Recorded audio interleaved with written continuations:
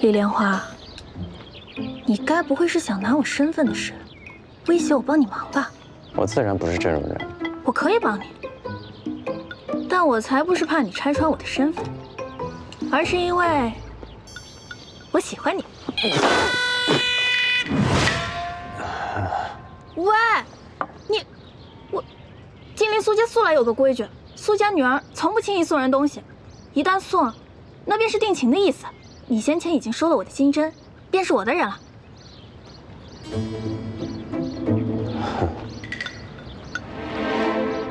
你笑什么笑？吃什么吃？还不都是因为他，是因为他没有饭吃了，所以我才收下。我这个人嘛，光明磊落，怎么会干这样的事？所以这个事情还得怨你。哎呀，李莲花，你怎么能这么跟人家说话呢？我觉得人家苏姑娘挺好的，你不吃亏。哎，苏姑娘，这实不相瞒啊，我真的已经定过亲了。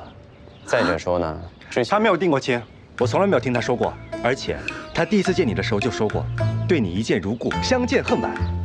真的？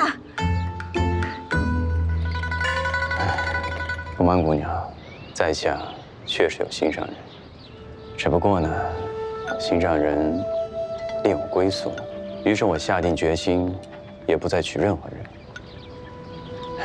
也不敢再耽误姑娘了。先前不知道苏家有这么多的规矩，我现在知道了。这个金针我万万不能失望。瞧把你吓的，我有说什么吗？成亲之事不急，我们呢可以先多互相了解了解。我先帮你查案，算是报答你那晚救我之恩。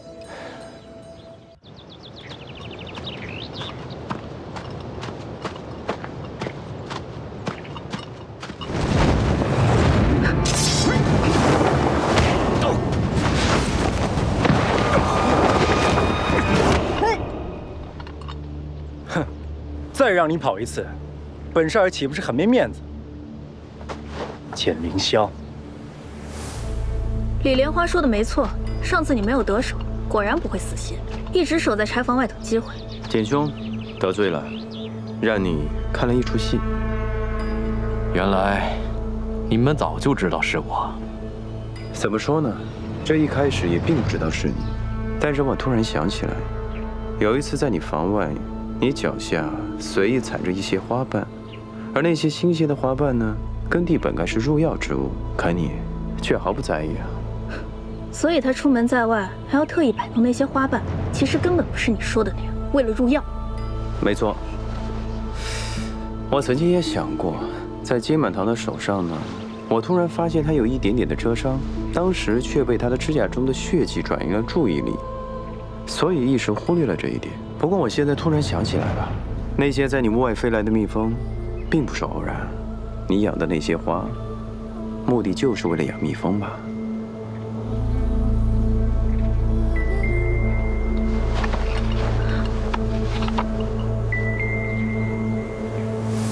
果然随身养蜂。你们既然已设下此局，就应该清楚的知道，博兰人头不在我手上，否则，我也不会追着关河梦而来。没错，说得对。